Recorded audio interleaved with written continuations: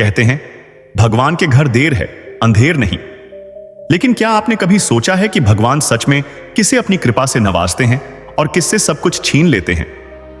यह सवाल जितना सरल लगता है उतना ही गहरा है। आज की यह कहानी न केवल आपके दिल को छुएगी बल्कि आपको सोचने पर मजबूर कर देगी। इसमें रहस्य भी है और जीवन के गहरे सबक भी। अंत तक सुने, क्योंकि कहानी के अंत में एक ऐसा मोड़ आएगा जिसे जानने के बाद आप खुद से यह सवाल पूछेंगे, क्या मैं भगवान की नजरों में सही हूं?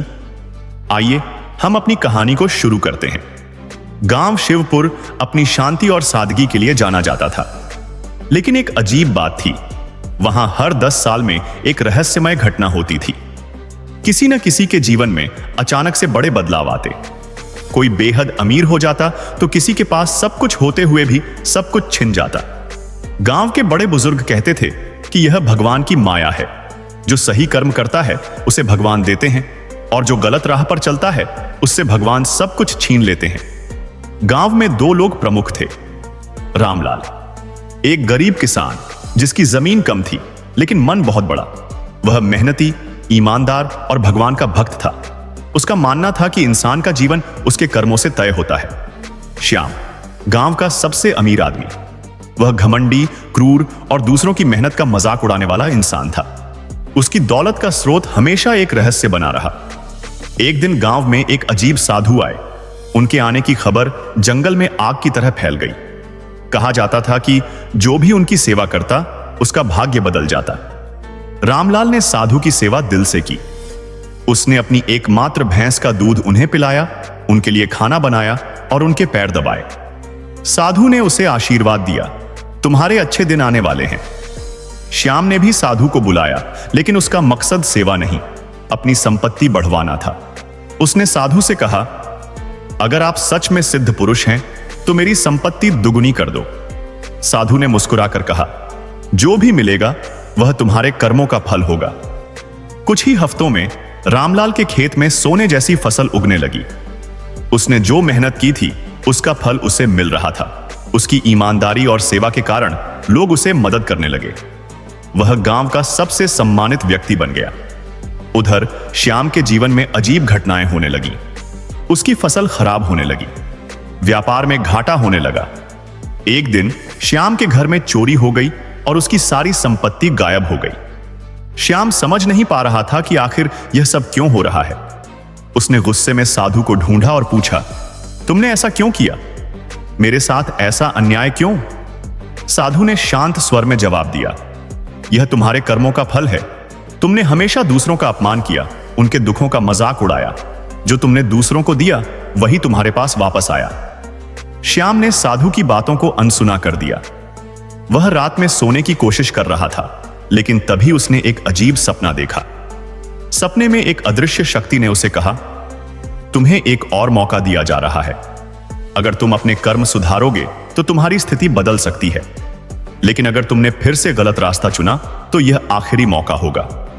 श्याम का शरीर पसीने से भीग गया। वह रात भर सो नहीं पाया। गांव में चर्चा होने लगी कि रामलाल के खेत में मिली फसल साधारण नहीं है। लोग कहते थे कि वह भगवान का आशीर्वाद है, लेकिन श्याम ने इसे अपनी ईर्ष्या का कारण बना लिया। उसने सोचा, अगर मैं रामलाल की फसल को खत्म कर दूं तो मेरा भाग्य वापस लौट सकता है। श्याम ने रात के अंधेरे में रामलाल के खेत में आग लगाने की योजना बनाई, लेकिन जैसे ही उसने आग लगानी चाही, एक तेज आवाज सुनाई दी, रुक जाओ। श्याम ने पीछे मुड़कर देखा तो साधु खड़े थे। साधु ने कहा, तुम्हारी ईर्ष्या और घमंड तुम्हें खत्म कर देगा। यह आखिरी चेतावनी है। अचानक श्याम को अपनी सारी गलतियां याद आने लगी। उसे समझ में आया कि उसकी जिंदगी क्यों बर्बाद हो रही है। उसने घुटनों पर गिरकर साधु से माफी मांगी और कहा, मैं अपने कर्म सुधारूंगा, मुझे एक और मौका दीजिए। साधु ने कहा, भगवान तुम्हें तभी देंगे जब तुम दूसरों को देने की सोचोगे। याद रखो, देने से ही जीवन बनता है और लेने से खत्म होता है। श्याम ने अपनी गलतियां सुधारने की ठानी।